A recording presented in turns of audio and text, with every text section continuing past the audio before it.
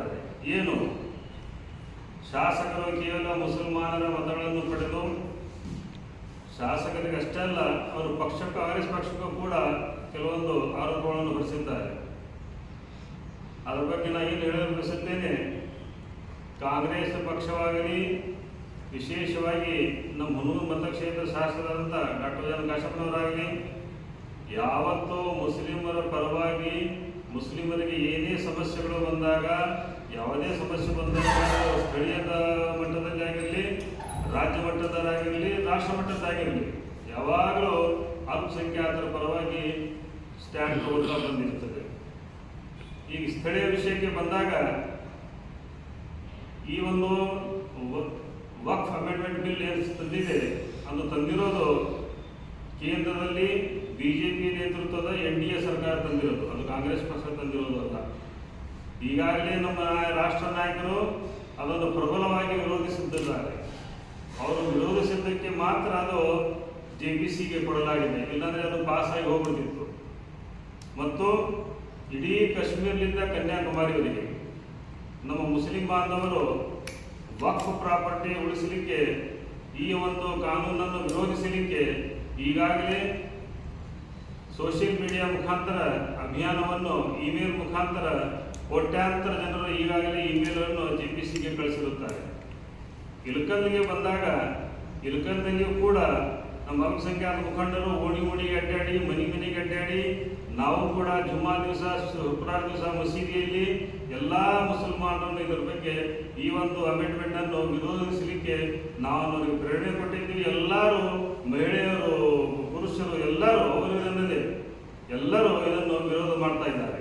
ಈಗ ನಮ್ಮ ಶಾಸಕರ ವಿಷಯಕ್ಕೆ ಬಂದಾಗ, ಯಾಕಂತಂದರೆ ಇವತ್ತು ಕಳೆದಿರೋದು ಉದ್ದೇಶ ಅದೇ, ಶಾಸಕರ ವಿಷಯಕ್ಕೆ ಬಂದಾಗ ನಮ್ಮ ಶಾಸಕರು ನಿಮ್ಗೆ ಈಗಾಗಲೇ ಗೊತ್ತಿರಬಹುದು, ಈ ಹಿಂದೆ CAA NRC ಈ ಕೇಂದ್ರ ಸರ್ಕಾರ ತಂದಾಗ ಹುಣಸೂರು ಮತಕ್ಷೇತ್ರದ ಸರಿಸುಮಾರು ಇಳಕಲ್ ಅಂಜುಮನ್ ಸಂಸ್ಥೆ ಹಮ್ಮಿಕೊಂಡ ಕಾರ್ಯಕ್ರಮದಲ್ಲಿ ಕೂಡ ನೇತೃತ್ವ ವಹಿಸಿ ಬಹಿರಂಗ ಸಭೆಯನ್ನು ಉದ್ದೇಶಿಸಿ ಆ ಒಂದು ಬಿಲ್ಲನ್ನು ವಿರೋಧಿಸಿದ್ದು ತಾವೆಲ್ಲ ಸಾಕ್ಷಿ ಇದ್ದೀರಿ.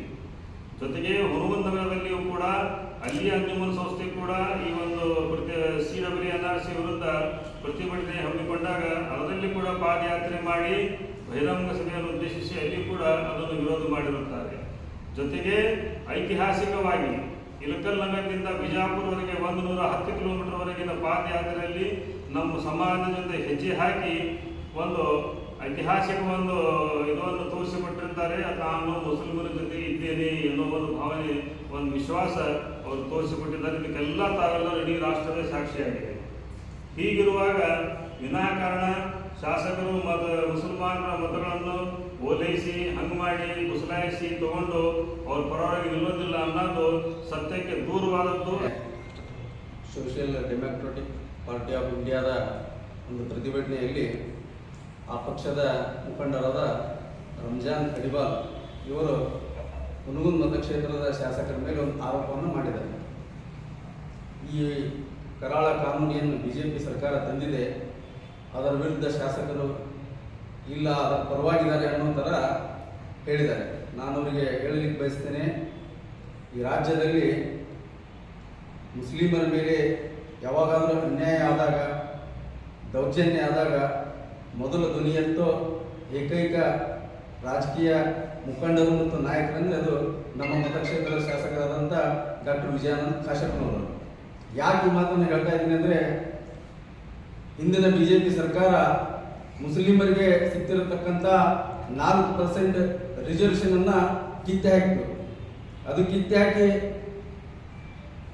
ಲಿಂಗಾಯತ ಸಮುದಾಯಕ್ಕೆ ಕೊಡುವಾಗ ಆ ಕಾನೂನಿನ ಬಿಲ್ಲನ್ನು ಬಹಿರಂಗವಾಗಿ ಹರಿದು ಹಾಕಿ ಅದನ್ನು ವಿರೋಧಿಸಿರುವುದು ಇದೇ ನಮ್ಮ ಮತಕ್ಷೇತ್ರದ ಶಾಸಕರಾದ ಡಾಕ್ಟರ್ ವಿಜಯಾನಂದ ಕಾಶಪ್ಪನವರು. ಆರೋಪ ಮಾಡೋಕ್ಕೆ ಚಟ ಇರುತ್ತೆ ಕೆಲವು ಜನಕ್ಕೆ, ಆ ಚಟಕ್ಕೋಸ್ಕರ ಆರೋಪ ಮಾಡಬಾರ್ದು. ಸತ್ಯಾಸತ್ಯತೆಯನ್ನು ಅರಿತು ಮಾತನಾಡಿದರೆ ಒಳ್ಳೆಯದು.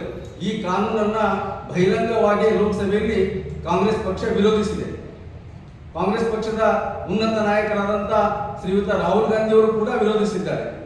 ಇಡೀ ದೇಶದಲ್ಲಿ ಅಲ್ಪಸಂಖ್ಯಾತರ ಪರವಾಗಿ, ದೀನದಲಿತರ ಪರವಾಗಿ, ಹಿಂದುಳಿದವರ ಪರವಾಗಿ ಹೋರಾಡುವಂಥ ನಾಯಕ ಅದು ರಾಹುಲ್ ಗಾಂಧಿ ಮತ್ತು ಕಾಂಗ್ರೆಸ್ ಪಕ್ಷ. ಸುಮ್ಮನೆ ಏನೋ ಆರೋಪ ಮಾಡೋದಿದೆ ಅಂತೇಳಿ ಆರೋಪ ಮಾಡಬಾರ್ದು. ನಾನು ಮುಖಂಡರಿಗೆ ಹೇಳಿ ಬಯಸ್ತೀನಿ, ಇದು ಕೊನೆ.